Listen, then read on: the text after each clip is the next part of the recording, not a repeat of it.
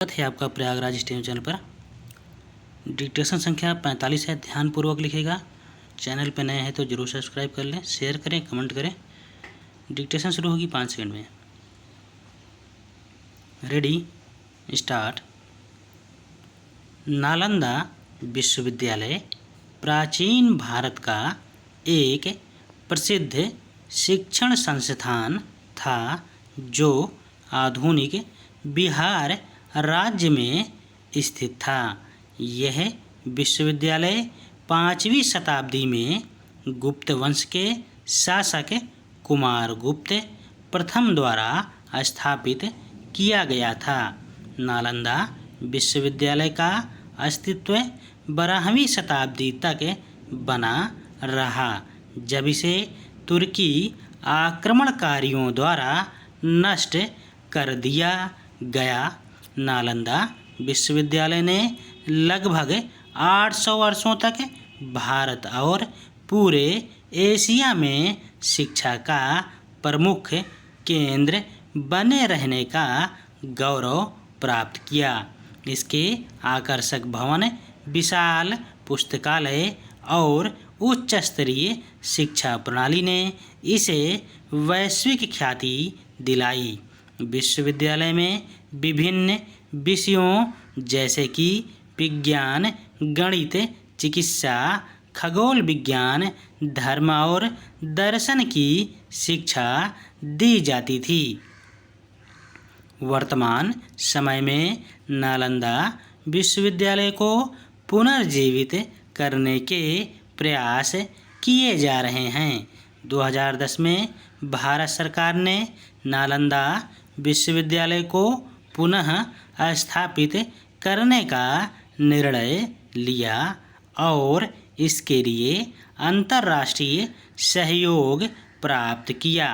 नई नालंदा विश्वविद्यालय का उद्देश्य प्राचीन शिक्षा प्रणाली की परंपराओं को आधुनिक संदर्भ में पुनर्जीवित करना है। नालंदा विश्वविद्यालय प्राचीन भारत की शैक्षिक विरासत का महत्वपूर्ण हिस्सा है। यह ज्ञान और शिक्षा के प्रतीक के रूप में सदियों तक स्मरणीय रहेगा। नालंदा विश्वविद्यालय की पुनर्स्थापना न केवल भारत के लिए बल्कि पूरे विश्व के लिए एक महत्वपूर्ण कदम है, जो वैश्विक शिक्षा और संस्कृति के आदान प्रदान को बढ़ावा देगा। बिहार भारत का एक ऐसा राज्य है जो प्राकृतिक आपदाओं, विशेष रूप से बाढ़ से अक्सर प्रभावित होता है। गंगा, कोसी, गंडक, बागमती आदि नदियों के प्रवाह से बिहार के विभिन्न क्षेत्रों में प्रतिवर्ष बाढ़ की समस्या उत्पन्न होती है। बाढ़ के कारण जनजीवन में भारी कठिनाइयाँ उत्पन्न होती हैं, जिससे आर्थिक, सामाजिक और पर्यावरणीय क्षति होती है। बिहार में बाढ़ एक गंभीर समस्या है, जिससे निपटने के लिए सरकार और समाज दोनों को मिलकर प्रयास करने होंगे। उचित जल प्रबंधन, वनीकरण और जन जागरूकता जैसे उपायों से बाढ़ की समस्या को काफ़ी हद तक नियंत्रित किया जा सकता है।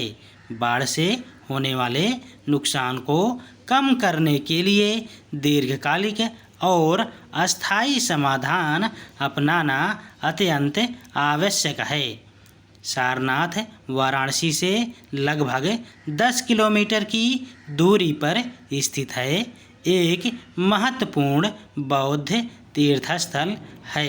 यह वह स्थान है जहाँ गौतम बुद्ध ने ज्ञान प्राप्ति के बाद अपना पहला उपदेश दिया था, जिसे धर्मचक्र प्रवर्तन कहा जाता है। यह स्थान बौद्ध धर्म के अनुयायियों के लिए अत्यंत पवित्र है और ऐतिहासिक दृष्टि से भी महत्वपूर्ण है।